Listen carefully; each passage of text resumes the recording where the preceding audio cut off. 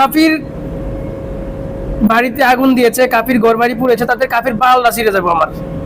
কাফি তো এই পুরা ঘরের ভিডিও করে আবার ভিডিও আপলোড করে এই ঘরের টাকা আবার কুশল করে নিবে, টাকা আবার উঠায় নিবে। এই যে দেখলাম শর্ট শর্ট আবার ভিডিও ছাড়তেছে, তার বাড়ি পুড়ে যাচ্ছে, তার বাড়ি সব শেষ হয়ে যাচ্ছে, ধ্বংস হয়ে যাচ্ছে, এবং সে আহ্বানের ডাক দিয়েছে একটা পটুয়াখালী চার লাইনের পাশে হাইওয়ে রোডের পাশে আহ্বান ডাক দিচ্ছে। এই যে ভিডিওগুলো সে করতেছে এবং বাড়িঘর পুড়ে যাচ্ছে, এইগুলো ভিডিও সে আপলোড করতেছে, আনলিমিটেডলি কি হচ্ছে, তার একটা ইনকাম হচ্ছে। এই বাড়িঘর সে আবার এই বাড়িঘরের পুরো ভিডিও আপলোড করে সে ইনকাম করে ঢাকা শহরে এসে প্লাট কিনবে। তো কার কি হচ্ছে? দিন শেষে কাফির কিচ্ছুই হবে না, হবে যারা এসব করতেছে, যারা পুরা দিয়েছে। তারা কি ঘুমাতে পারবেন? নিজের বিবেকের কাছে আপনি নিজেরই ঠেকা থাকবেন, পারবেন রাতে ঘুমাতে? কাফির কিচ্ছু হবে না।